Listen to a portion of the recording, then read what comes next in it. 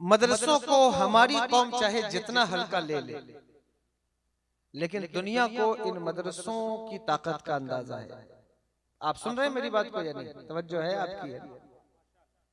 आप कितना भी मदरसों को लाइटली हल्का ले ले, आप उनकी इफादियत को समझें या ना समझें, लेकिन दुनिया को मालूम है कि ये मदरसे कितने कारगर हैं और इनमें पढ़ने वाले, इनसे निकलने वाले तलबा की अहमियत क्या है।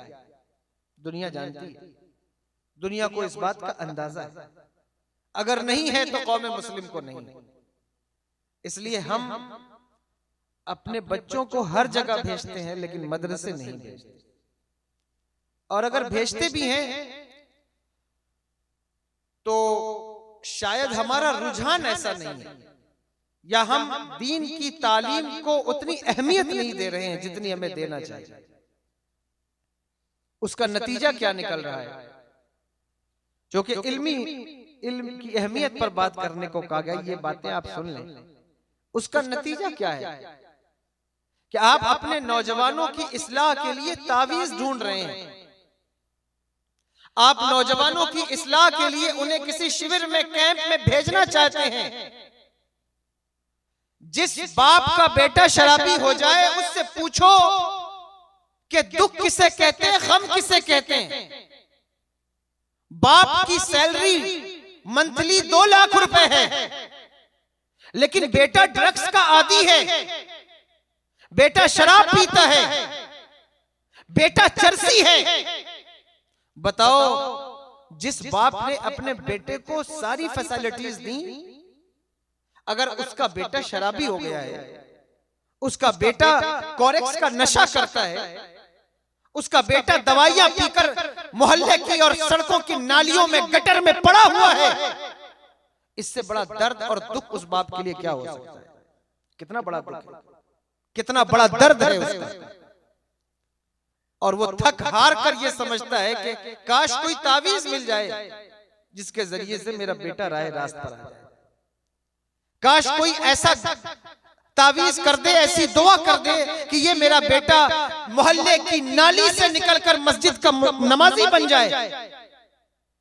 लेकिन ये यूं ही पॉसिबल नहीं है, ऐसे नहीं हो सकता। जब आप अपने बच्चों पर बचपन से मेहनत करते हैं, उन पर कोशिश करते हैं, उनको दीनी उलूम देते हैं, उन्हें उलमा की अहमियत सिखाते हैं, इल्मी मजलिसों में बैठने का शौक पैदा करते हैं, तो उसके नतीजे में वो मैखाने का मुंह नहीं देखेगा। उसका फ्रेंड सर्किल अगर खराब भी हो जाए, अगर उसके दोस्त और अहबाब बुरे भी, गंदे और औबाश भी हों, तो भी आपका बेटा वहां इन उलमा और इल्म की बरकत की वजह से सेफ रहेगा। ये मैं हकीकी बात आपसे कह रहा हूं, इसको समझिए। 4 साल 4 महीना 4 दिन जब बच्चे होते हैं तो हमारे यहाँ रस्म बिस्मिल्लाह कराई जाती है। किसी आलिम को बुलाकर, तवज्जो है आपकी, सुन रहे? किसी आलिम को बुलाकर, किसी नेक शख्स को, पढ़े लिखे इंसान को बुलाकर उनकी रस्म बिस्मिल्लाह कराई जाती है कि उनको पढ़ाया जाए, बिस्मिल्लाह से शुरू कराया जाता है। ये तरीका रहा है हमारे बुजुर्गों का। हम दुनिया भर के सेलिब्रेशन करते हैं, बच्चों के बर्थडे सेलिब्रेट होते हैं हर साल। न जाने क्या कुछ आप सेलिब्रेशन करते हैं, मुझे नहीं पता। मैरिज एनिवर्सरी सेलिब्रेट करते हैं।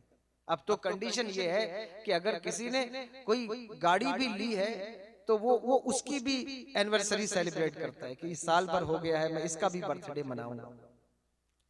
कुत्तों के बर्थडे भी मनाए जा रहे हैं, लेकिन आप भूल गए या आपने शायद कभी इस बात की तरफ तवज्जो नहीं की कि वो असल बात जो आपके बच्चों को मैखानों से, गंदे लोगों से, उनकी खराब सराउंडिंग से रोक सकती थी, वो क्या थी?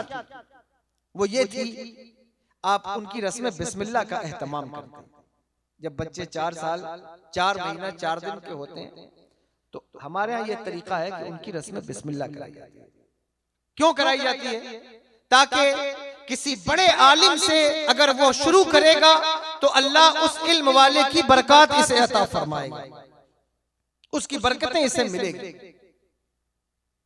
आपको पता नहीं याद हो ना याद हो, लेकिन अगर उम्र के किसी भी हिस्से में आप मदरसे गए होंगे तो आपको याद होगा कि हमारे यहाँ मुख्तलिफ सूरतों के इख्तिताम पर, उनके खत्म होने पर मुख्तलिफ किस्म के फातिहा होते थे। ये जनाब समन साहब, कुतुबुद्दीन साहब यहाँ बैठे हैं, नकीब साहब, ये लोग सब मदरसे जाने वाले लोग हैं, इन्हें मालूम होगा।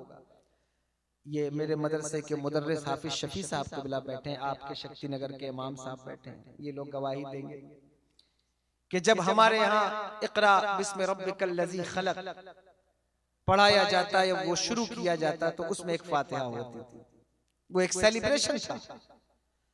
लेकिन अब वो सेलिब्रेशन तो खत्म हो गए, अब नए नए सेलिब्रेशन आपके पास हैं जिसमें आप क्या कुछ करते हैं हमें नहीं पता, हम नहीं जानते, और अगर कुछ जानते भी हैं तो हम यहां बयान नहीं करना चाहते। लेकिन आपसे इतना जरूर कहेंगे कि आप इल्म और दीन की अहमियत को समझिए। अगर आज भी आप इन चीजों के लिए हसास नहीं होंगे, आपके अंदर एहसास नहीं होगा, एहसास कैसे पैदा होगा, किस तरह से पैदा होगा, किसको कहते हैं एहसास का पैदा होना? जो इंसान अपने मोबाइल का रिचार्ज 1 महीने में 1000 रुपए का करता है या 3 महीने में 1000 रुपए का करता है, जो इंसान अपने घर का के वाईफाई का चार्ज देते हुए नहीं घबराता, जो इंसान बिजली का बिल देते हुए नहीं घबराता, जो इंसान अपने दिन भर के गुटखे का, सिगरेट का खर्च देते हुए नहीं घबराता, दूध वाले का, बिजली वाले का, पानी वाले का पैसा देते हुए नहीं घबराता, अगर वो अपने बच्चों पर महीने का 100 रुपए 200 रुपए भी नहीं खर्च कर सकता तो इसे एहसास का मर जाना कहते हैं। यह है एहसास का मर जाना। इस बात पर तवज्जो करना। एक आलिम दीन अगर आप चाहें तो अपने बच्चों के लिए हायर कर सकते हैं कि उन्हें कुरान पढ़ना आ जाए, उन्हें उर्दू पढ़ना आ जाए। लेकिन मैं हैरान होता हूं, जिस इलाके में जाओ, जिस शहर में जाओ, किसी बात को लेकर के कभी ऐसा नहीं होता कि पेमेंट न जमा होने की वजह से बिजली कट जाए, कभी ऐसा नहीं होता कि इंस्टॉलमेंट की वजह से उसके घर का पानी खत्म हो जाए, कभी ऐसा नहीं होता कि और दूसरे काम रुक जाएं। लेकिन कितने ही ऐसे शहर हैं, कितने ही ऐसे गांव हैं जहां जाओ पता चला इमाम कोई नहीं। क्यों नहीं है? मुदर्रिस कोई नहीं। क्यों नहीं है? वो इसलिए कि तनख्वाह नहीं दे सके। क्यों नहीं दे सके? असल में ख्याल उस इमाम का नहीं करना था, ख्याल तुम्हें अपने बच्चों का करना था। अगर इमाम के ख्याल की वजह से तुमने उसकी तनख्वाह काटी है तो ये एक अलग बात है, लेकिन अगर बच्चों का ख्याल भी कम से कम होता तो वो इमाम तुम्हारे शहर में, तुम्हारे गांव में मौजूद होता, और तुम्हें इस बात का ख्याल होता कि जिस तरह वाईफाई का पैसा जा रहा है, जिस तरह हमारे यहाँ बिजली का पैसा जा रहा है, जिस तरह हमारे यहाँ राशन का पैसा जा रहा है, इससे बढ़कर जरूरी है कि हमारे बच्चों को दीन सिखाने वाले का पैसा भी जाता रहे, ताकि हमारे बच्चे इल्म से कभी महरूम ना हो। इस बात का ख्याल कीजिए, इस बात का लिहाज कीजिए। अगर आप ये नहीं करेंगे, हम तो ऐसे लोग हैं कि जो आपसे ये नहीं कहते कि आप अपने बच्चों को दुनियावी तालीम न दें, असरी तालीम न दें, लेकिन कम से कम उन्हें इतना दीन दो कि जब किसी कॉलेज में, यूनिवर्सिटी में, किसी इंस्टीट्यूट में पढ़ते हुए कोई उसे गुमराह करने की कोशिश करे, उसे गुस्ताख बनाने की कोशिश करे, तो उसे अपनी याद आ जाए। जब शराब का बनाने की कोशिश, उसे अपनी बुनियादी तालीम याद आ जाए। इतना इल्म तो उसे दो कि अगर खुदा ना करे जिंदगी के किसी मरहले, किसी मोड़ पर वो फेल हो जाए, तो उसे खुदकुशी करते वक्त बुनियादी तालीम याद आ जाए कि मैं उस दीन का मानने वाला हूं जिसमें खुदकुशी जायज नहीं है। कम से कम इतना इल्म तो उसे देना होगा, इतनी तालीम तो उसे देनी होगी। वो कौन सी तालीम है? वो कुरान की तालीम। वो कौन सी तालीम है? वो मुस्तफा जाने रहमत की हदीस मुबारका की तालीम। वो तालीम तुम्हें अपने बच्चों को देना होगा। ये बुनियादी तालीम, इसका ख्याल करें। जो बच्चे बेअदब हैं, माँ बाप के बेअदब हो रहे हैं, जिनको हुकूक का नहीं पता, माँ और बाप की अहमियत और इज्जत का ख्याल जिन बच्चों को नहीं है, उसकी बुनियादी वजह दीनी तालीम का ना होना है, क्योंकि उनके पास दीनी तालीम नहीं। और ऐसी महफिलों के अंदर भी अब चूंकि कंडीशन ये है कि आप इसको इल्मी मजलिस समझते नहीं, आप समझते नहीं है कि ये साल में 1 मरतबा 2 मरतबा या महीने में 3 महीने में अगर कोई मजलिस है तो ये हमारे लिए भी बड़ी फायदेमंद है, हमारे बच्चों के लिए भी बड़ी फायदेमंद है। अगर कम से कम आप इस बात का अंदाजा कर लें तो बच्चों को कुछ आए या ना आए लेकिन अदब आ सकता है, माँ बाप के मुअद्दब हो सकते हैं, माँ बाप का हक अदा करने की कोशिश कर सकते हैं।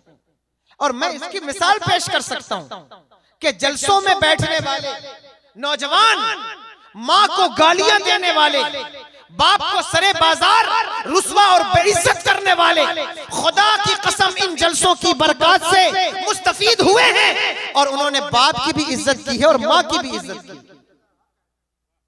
इसलिए इन महफिलों की अहमियत को भी समझिए, मदरसों की अहमियत को भी समझिए और उलमा की अहमियत को भी समझिए। ये जो बेअदबी का दौर शुरू हुआ है कि माँ का बेअदब है, बाप का बेअदब है, मुआशरे का बेअदब है, इमाम का बेअदब है, अब तो मजलिसों में भी बेअदबी जो हो रही है, उसकी बुनियादी वजह क्या है? यही है क्योंकि इल्म की तरफ तवज्जो नहीं, इल्म सीखना नहीं चाहते।